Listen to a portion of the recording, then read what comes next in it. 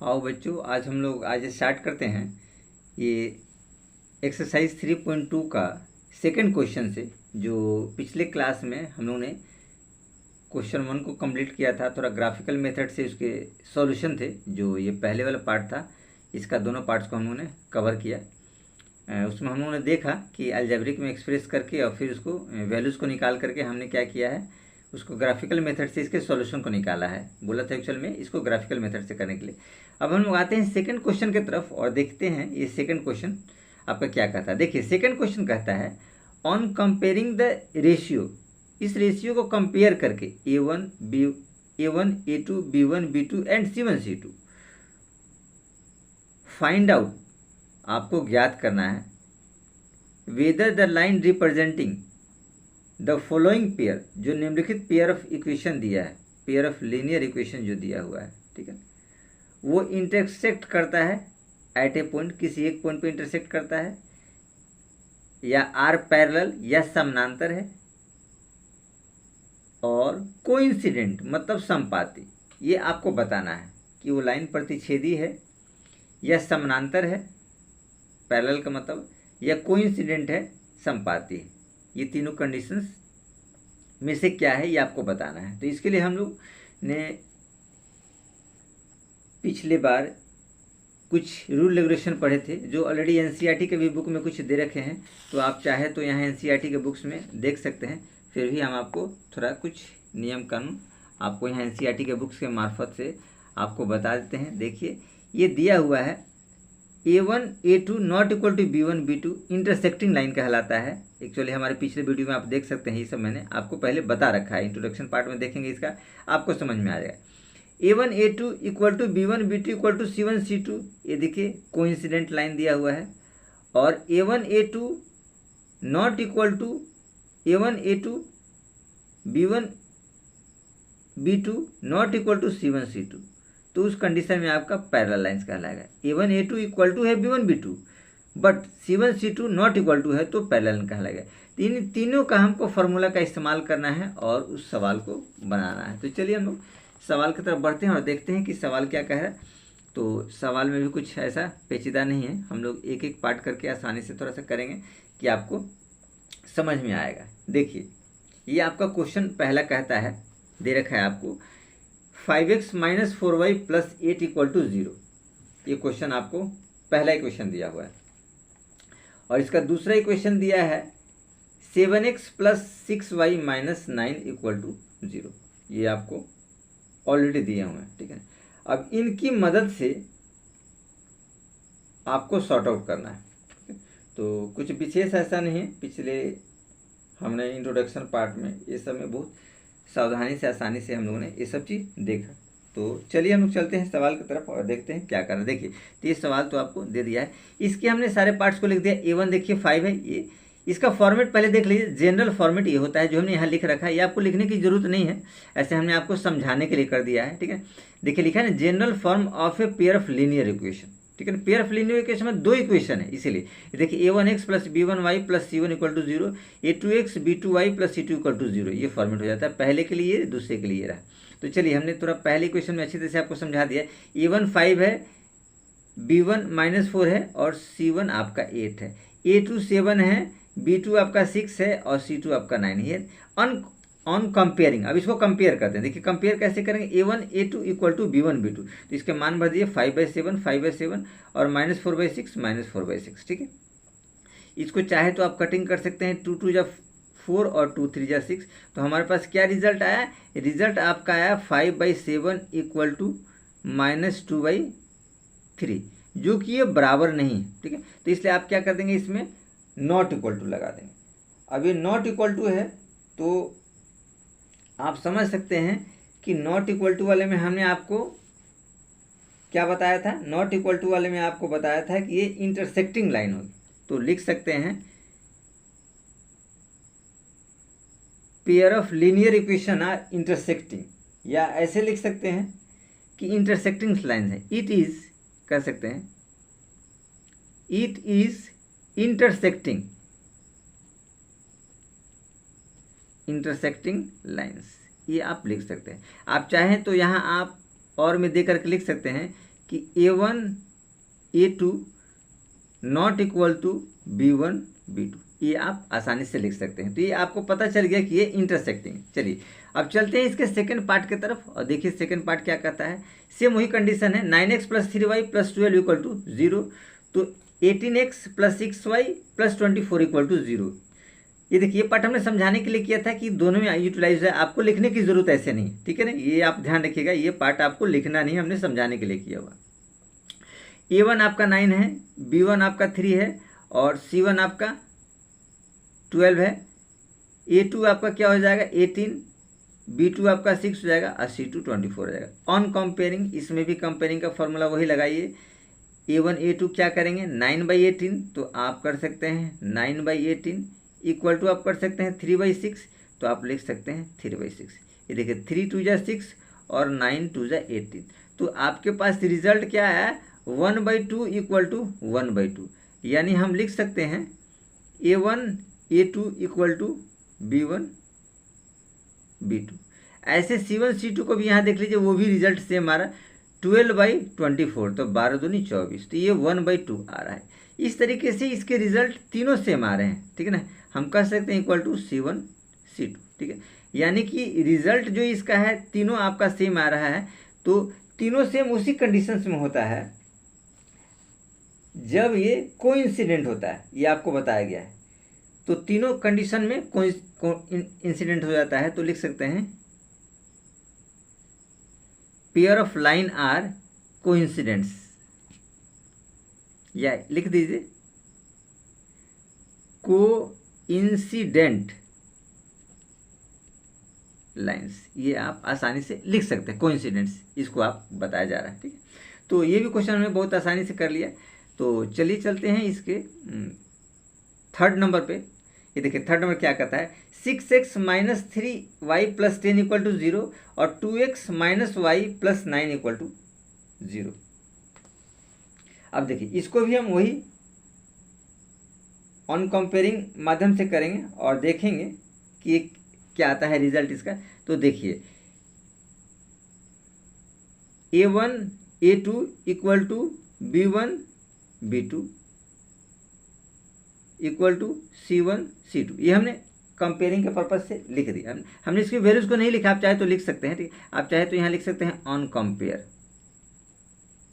On comparing, ये आप लिख सकते हैं, ऐसा कुछ विशेष नहीं। अब देखिए कंपेयर हम लोग करते हैं 6/2, देखिए 6/2 इक्वल टू -3 ये देखिए -1 इक्वल टू 10/9, तो देखिए 2 3 जा 6, ये माइनस कट जाएगा, यानी कि 3 इक्वल टू 3 और नॉट इक्वल टू 10/9, ठीक है ना। ये देखिए ये दोनों पार्ट सेम है, ये नहीं है, तो ये वेरीफाई क्या करता है, इसको हम लोग लिख सकते हैं कि A1 A2 equal to B1 B2 और not equal to C1 C2।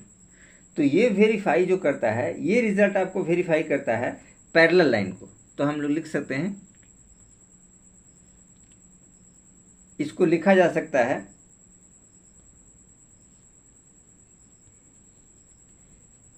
Pair of equation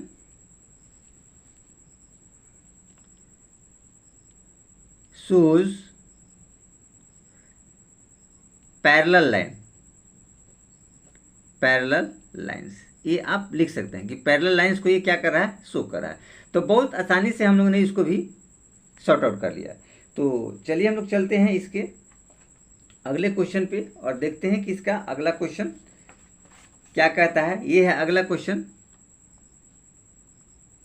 आपका थर्ड नंबर, ठीक है ना। तो ये भी कुछ विशेष नहीं है, लेकिन थर्ड नंबर क्वेश्चन से पहले हम लोग थोड़ा सा देखते हैं ये क्वेश्चन क्या कह रहा है। तो चलिए क्वेश्चन की तरफ बढ़ते हैं, थर्ड नंबर क्वेश्चन पे देखते हैं। देखिए थर्ड नंबर क्वेश्चन आपका है, ठीक है, on comparing the ratio, same इसको भी कंपेयर करना है जैसे पहले हमने कंपेयर किया था।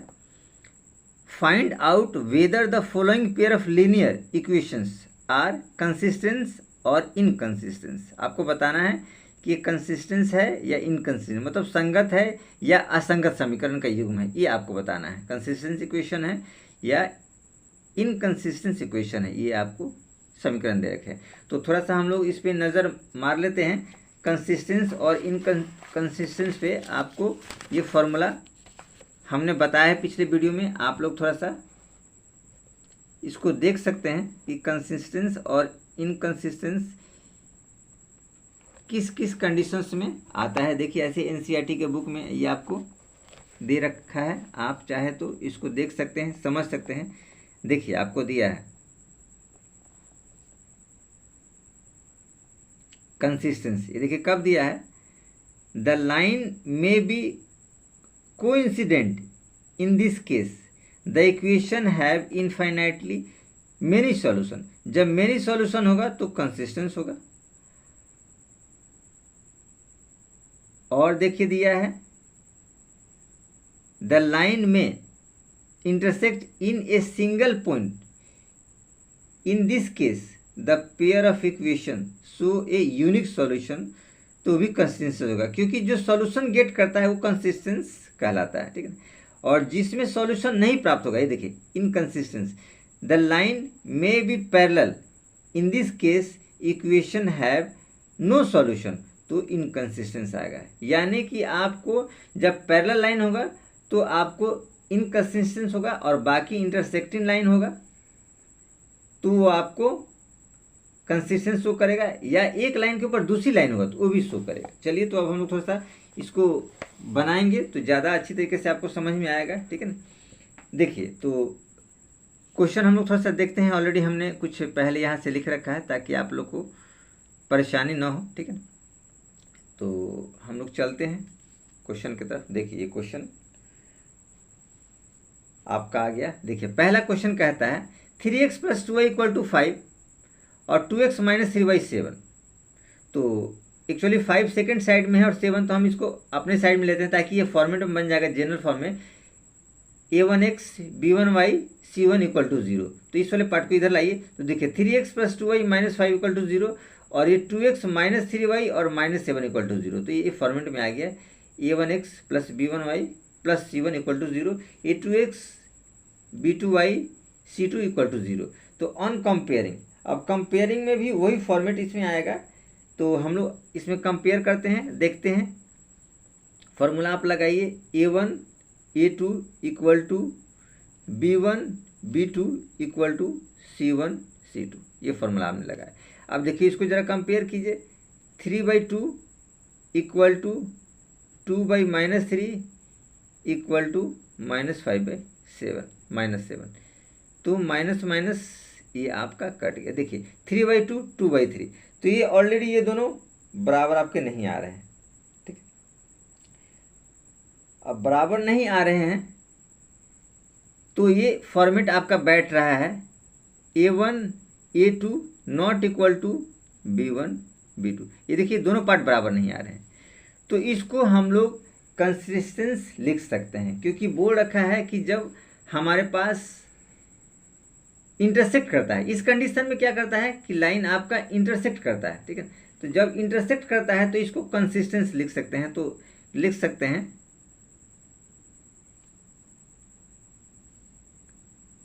कंसिस्टेंस, यहां आप लिख सकते हैं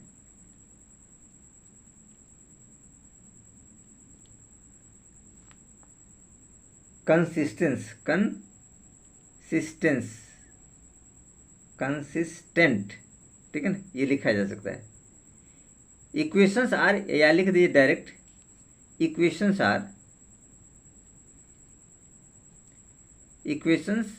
आर कंसिस्टेंसी, ये आप लिख सकते हैं, ठीक है।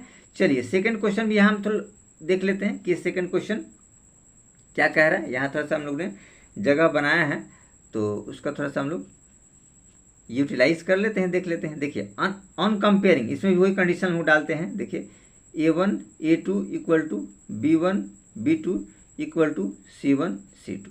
देखिए हमारे पास क्या रिजल्ट आएगा, 2/4 आएगा, 2/4 = 3/6 -3/-6। देखिए दोनों माइनस लगा हुआ, और 8 और 9 निकला है तो ये भी वही कंडीशन आ जाएगा, -8/-9। 3 2 जा 6, माइनस माइनस कट गया, और 2 2 जा 4। तो क्या रिजल्ट आया आपके पास, गौर से देखिए, 1/2 = 1/2 not = 8/9। ये देखिए A1 A2 B1 B2 और C1 C2 ये फॉर्मेट में बैठ गया। इसको आप लिख सकते हैं A1 A2 equal to B1 B2 not equal to C1 C2। ये फॉर्मेट आपका बैठ गया। जब ये फॉर्मेट बैठ गया तो ये फॉर्मेट आपका होता है पैरेलल लाइन के लिए, ठीक है। ये फॉर्मेट जो आपका बनता है पैरेलल लाइन के लिए बनता है। तो आप इस फॉर्मेट में इनकंसिस्टेंस दिखा सकते हैं कि इसमें सॉल्यूशन आपको नहीं मिला। लिख सकते हैं इक्वेशंस आर इनकंसिस्टेंट, ठीक है ना, क्योंकि ये पैरेलल लाइन दिखाता है, ठीक है ना। ये क्या दिखा रहा है आपको? पैरेलल दिखा रहा है, ठीक है ना, क्योंकि A1 A2 बराबर हो गया तो ये क्या है? पैरेलल है, ठीक है ना। क्या है? पैरेलल, ठीक है ना। तो जो पैरेलल है तो ये आपको क्या दिखाएगा? आपको ये दिखाएगा इनकंसिस्टेंस। इस तरीके से इस सवाल को भी हम लोगों ने सॉर्ट आउट कर दिया। चलिए तो फिर हम लोग आगे चलते हैं इसके थर्ड नंबर क्वेश्चन की तरफ और देखते हैं इसका थर्ड नंबर क्वेश्चन क्या कहता है। तो थर्ड नंबर क्वेश्चन में देखिए ये कहता है, ठीक है ना, इक्वेशन दे रखा है 3/2x 5/3y equal to 7, 9x + 10y equal to 14। तो इस दोनों पार्ट को इधर लाइए, 7 को इधर 14 को इधर। तो देखिए हमने क्वेश्चन लिख दिया 3/2x + 5/3y - 7 इक्वल टू 0 और 9x - 10y - 14 इक्वल टू 0। इस हिसाब से हमने इसको लिख दिया है। अब इनको हम फॉर्मेट में फॉर्मूला में बैठा देते हैं और देखते हैं फॉर्मूला ये फॉर्मेट आपको क्या कहता है, ठीक है। तो देखिए फॉर्मूला में बैठाइए इसको पहले। तो यहाँ हम लिखेंगे A1 A2 equal to B1 B2 equal to C1 C2। Formula में हमने बैठा दिया, ठीक है। आप चाहें तो यहाँ भी लिख सकते हैं और में ये देखिए 3/2 और अपॉन 9 इक्वल टू 5/3 और अपॉन -10 इक्वल टू -7 -14, 7 2 जा 14। अब इसको थोड़ा सा सॉर्ट आउट सही से कीजिए। ये देखिए 3/2 है तो लिखेंगे 3/2 इंटू 9/1 तो 1/9 हो जाएगा इक्वल टू 5/3 तो -1/10 हो जाएगा और इक्वल टू ये 1/2 हो जाएगा क्योंकि माइनस माइनस तो करते हैं 7 2 जा 14 हो गया। ये देखिए 3 3 जा 9 और 5 2 जा 10। तो ये रिजल्ट आएगा 3 3 जा 9 तो 1/6 इक्वल टू -1/6 इक्वल टू 1/2। ये फॉर्मेट बराबर नहीं आ रहा है, ये प्लस में और माइनस में है। आप देख सकते हैं एक प्लस में है और एक माइनस में है, बराबर जब नहीं आ रहे हैं तो हम इसको लिख सकते हैं A1 A2 not equal to B1 B2। तो जब ये A1 A2 not equal to B1 B2 है तो ये क्या हो जाएगा? इंटरसेक्टिंग लाइन हो जाएगा। इंटरसेक्टिंग, ये आपका क्या हो गया? इंटरसेक्टिंग लाइन हो जाएगा। जब इंटरसेक्टिंग लाइन्स हो गया, ये आपको बताते हैं इंटरसेक्टिंग हो गया तो इसके पास क्या सॉल्यूशन है। तो सॉल्यूशन है तो इक्वेशंस आर कंसिस्टेंट लिख सकते हैं। तो आप आसानी से हम लिख सकते हैं यहाँ equations are consistent, equations are consistent क्योंकि इनको इंटरसेक्टिंग हो गया ये, ठीक है। इंटरसेक्शन में क्या होता है? सॉल्यूशन आ जाता है, ठीक है ना। हमको सॉल्यूशन मिल गया, ठीक है ना। जब सॉल्यूशन मिल गया तो ये लाइन जो होगा कंसिस्टेंस आएगा। तो इस तरीके से हम लोग ने इस वाले पार्ट को भी कंप्लीट किया। तो अब चलिए चलते हैं हम लोग नेक्स्ट क्वेश्चन की तरफ और देखते हैं कि ये नेक्स्ट क्वेश्चन क्या कह रहा है। ये थर्ड क्वेश्चन हम लोगों ने कंप्लीट किया था। तो थर्ड का ये थर्ड था। तो नेक्स्ट इसके पार्ट पे चलते हैं, चौथे पार्ट पे, और देखते हैं कि ये चौथा पार्ट आपका क्या कहता है। देखिए तो चौथा पार्ट ये आपके सामने है, ठीक है ना। ये दो पार्ट और बचे हैं, इसको हम लोग कंप्लीट कर लेते हैं। ये देखिए 5x - 3y इक्वल टू 11 और -10x + 6y इक्वल टू 22 दिया हुआ है, ठीक है। तो इन दोनों पार्ट को इधर करके हमने लिख दिया है। 11 है तो -11 और -22 है तो +22 होते। तो A1 B1 A1 B1 C1 A2 B2 C2 को फॉर्मेट है। अब कंपेयरिंग कर दीजिए। कंपेयरिंग करने में आप लिख सकते हैं A1 A2 equal to B1 B2 equal to C1 C2, ठीक। तो हम लोग लिख सकते हैं 5/-10 इक्वल टू -3/6 इक्वल टू -11/22। 11 2 जा 3 2 जा और 5 2 जा, ये देखिए -1/2 -1/2 -1/2। ये तीनों लाइन आपके ऑलरेडी क्या हो गए, बराबर आ गए, ठीक है ना। A1 A2 B1 B2 और C1 C2 ये तीनों आपके बराबर हो गए, ठीक। तो बराबर जब तीनों केस आते हैं तो इस कंडीशंस में कंसिस्टेंस होगा, क्योंकि इसके पास मेनी सॉल्यूशंस आ गया। ये जब तीनों बराबर हो गए तो ये क्या हो गया, मेनी सॉल्यूशंस आ गया। तो लिख सकते हैं इक्वेशंस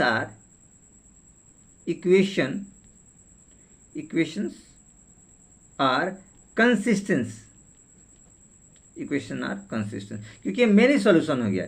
ये आपको फॉलो कर दिया इस वाले इक्वेशन को, A1 A2 B1 B2 C1 C2 ये तीनों बराबर हो गए, तो सॉल्यूशन में नहीं गया तो कंसिस्टेंस कहलाएगा। चलिए तो इसके नेक्स्ट क्वेश्चन की तरफ बढ़ते हैं और देखते हैं क्या कहता है। ये देखिए क्वेश्चन फिर है, तो इसको हमने सीधे फॉर्मेट में ला दिया।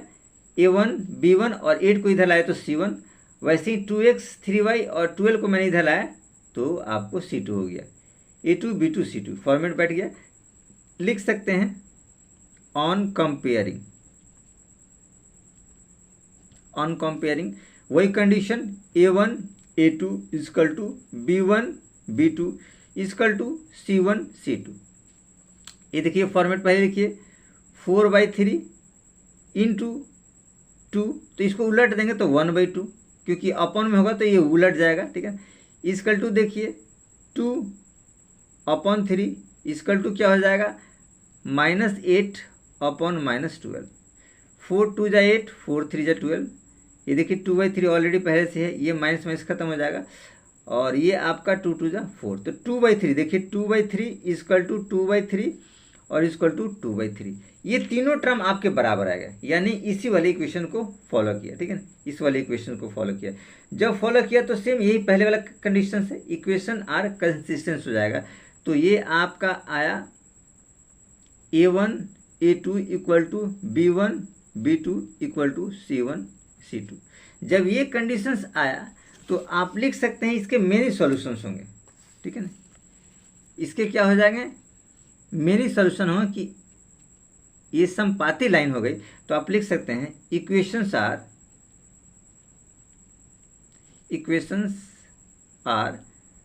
कंसिस्टेंस